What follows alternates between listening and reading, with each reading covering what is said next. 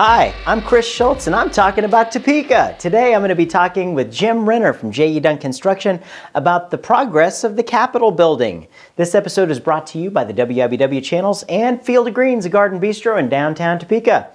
It all starts right now.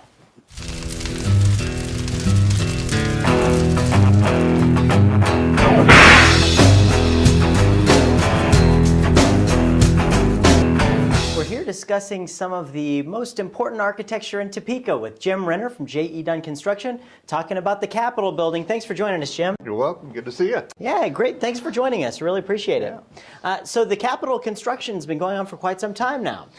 Lots of things have been happening over there. Kind of give us a little update of where we're at. Well, the history. Yeah, we hit the ground running in 2002. Believe it or not, it's been a long marathon of a race. But the restoration project began with the parking garage that was constructed off of 8th Street, and it had a lot of purpose to it. Actually, there was quite a bit of architectural design and review considerations that had to take place in order to be able to move into the restoration work. A lot of documentation had to take place, and it was relatively easy to design a new parking structure that, again, was very critical to the operations of the State House. So they quickly made that a priority and got the parking structure constructed as they were going through the building and learning the history of the building and trying to determine how this restoration was going to be designed. So naturally, it kind of played out so that we started with the parking structure. We did some other improvements on the exterior of the building to allow us to move mechanical systems into underground vaults outside the building. Yeah, that's cool. I saw a tour. It's been a couple of years, but saw heard how all of the mechanical systems were in the basement and how they had to be removed. Just an amazing chore that had to be. But now you've got some really great, useful space down there. Yeah, it's a very amazing space, really. When they first contemplated doing this restoration, the ground floor wasn't part of the consideration, but they actually needed more space. They couldn't fit all the people into the building that they wanted to, and they said, hey, this is a great opportunity to be able to do this, get all the systems out of the building, turn this oversized crawl space into office areas and circulation. People were skeptical of that, but it's turned out to be just magnificent space down there in the ground floor. And there were systems that needed to be redone anyways. I mean, you talk about why something might take so long to do. It's like when you don't pay attention to those little repairs around your house that need to be fixed, and then you kind of let them go. You end up with a whole lot of work one day. So, I mean, that's kind of where we were at in 2002, isn't it? I mean, well, the building was completely outdated. It needed all the infrastructure replaced. A lot of things needed to be addressed. The building began construction in 1867, so that's a long time ago. Yeah. There was barely any Topeka here at the time. Yeah. So it was built in phases over a period of time, finally completed in about 1903. So the earliest or the youngest parts of the building are still, 110 years old. So it was quite aged, and they'd made improvements over the years, or they tried to modify it to work for the current use of the building. Mm-hmm. Over time, clearly we had to add heating and cooling to the building to make people comfortable in the building, and so they'd just modify it, make it work, and it really took away the architectural character of the building. So that's where a lot of the problems were. But with all those changes, it wasn't coordinated. All the systems were old. They were just patched together. So the project really replaced entirely all the mechanical systems, all heating, cooling, electrical, and it needed to be updated to make it a modern office building. So we brought in new communications, new teledata, and all that. Huh. And then we addressed all of the code compliance concerns that exist with the buildings now. We didn't have fire protection in the building before the restoration, so now we've got fire sprinklers, and we have a way to control smoke if there is a fire, so that people have safe exit out of the building. Yeah, that was one of the things they said. If there had been a fire in there, it would have been a death trap before. I mean, it just would have gone completely up. So it's all things you don't necessarily think about. You have to put into to work on something like that. Yeah, another big consideration for the building. There's all kinds of current code considerations, one being accessibility.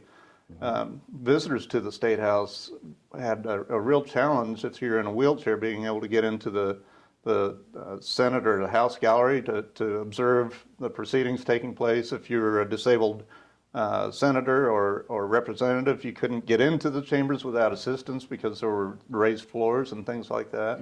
So these things have been addressed. Adequate restroom facilities have been put in place, and it's going to be just a wonderful building when it's all complete. And speaking of visitors, they're putting the visitor center. The visitor center structure was constructed kind of in conjunction with the construction of the parking garage.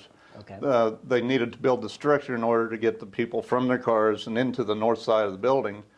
So that the concrete structure's in place. It never progressed beyond that. It was always intended to be the last portion of the project to be completed.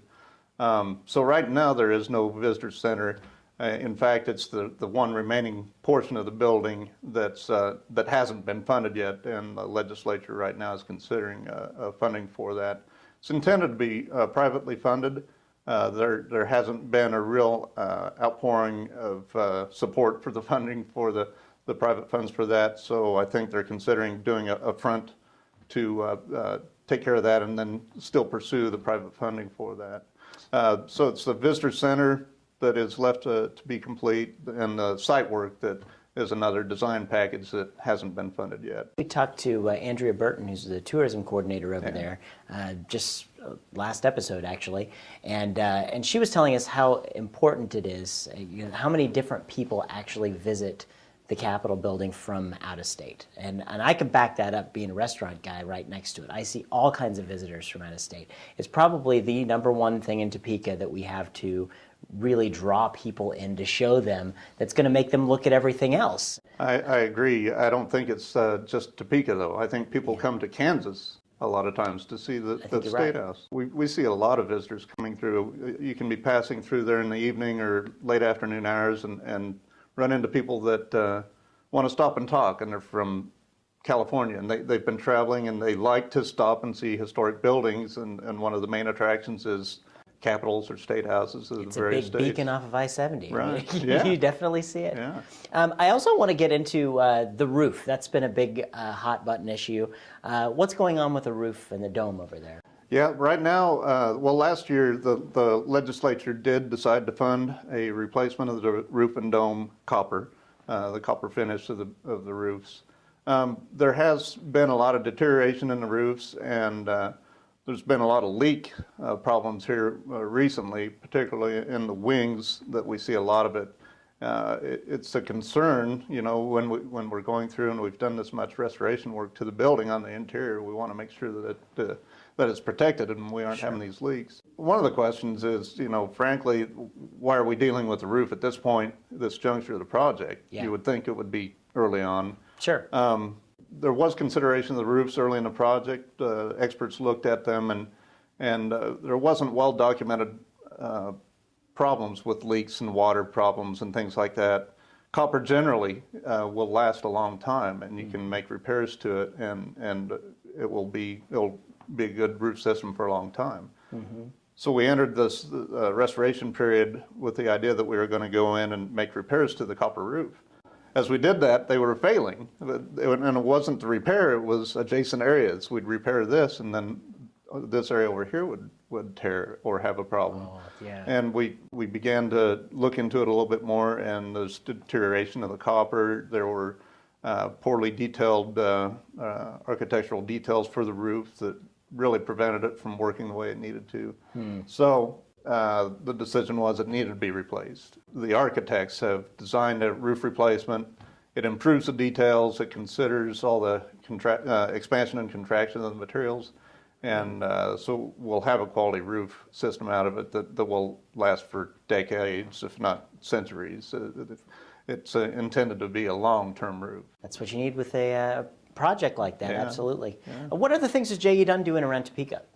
It's interesting. A lot of people think we're only at the Capitol, but yeah, we've been doing a lot of other work around. We just completed a project at Aldersgate Village, a remodel to do a recovery center for the facility. And it's an important aspect for aged facilities to get people out of hospitals and recovering in these It's a fantastic, beautiful work out there at Aldersgate. Yeah. We've also been working some with H.T. Paul Company, doing some tenant improvements through downtown. They've been a great team to work with. We're also working over at St. Francis Hospital right now, just about to start a remodel of the nursery and a new NICU unit over there. Excellent. So you got a lot of projects burning in the fire there. Keeping busy. Yeah, that's right. That's right. Well, Jim, I thank you so much for coming and joining us, and I can't let you leave the show until we get to the notorious lightning. Oh, I know, right? We're going to put 60 seconds on the clock. I'm going to ask you a bunch of silly questions, and you give me the first answer that pops into your mind. Okay. All right. Ready? 60 seconds, and go. What's your favorite musical group? Alan Parsons. All right. Favorite kind of food? Mexican? All right. Regular or decaf? Regular. I know, Absolutely. right? What's the point? In your opinion, what was the greatest movie ever made? Star Wars. All right. What's your favorite tourist attraction in Topeka? That would be the Capitol building. Hey, good job. If you could bring a dead celebrity back to life and ask them one question, who would it be? What question would you ask? Abraham Lincoln, and how did it feel to end the Civil War? All right, very good. How about paper or plastic? Plastic. All right. That's a trick question. It is, really. What is your favorite television show to watch Tuesday nights at 9:30 on My TV? That would be the Talk About Topeka show. Hey, very nice. Jim, thank you so much for joining us. All right, thanks for having me. Come back and update us as things happen over at the Capitol. Will do. We'll be done in September, so we'll be back then. All right, very good. I am the eye in the sky, looking at you. I can read your mind. Thanks for tuning into this episode of TalkAboutTopeka.com. I'm Chris Schultz. If you liked what you saw today, please help our guests spread their message by sharing our videos with your friends. You can also find us on Facebook, Twitter, and be sure to subscribe to our YouTube channel. This episode of Talk About Topeka was brought to you by the WIBW channels and Field of Greens, a garden bistro in downtown Topeka. Topeka's #1 salad bar, according to me. Thanks for joining us. Remember, keep talking about Topeka.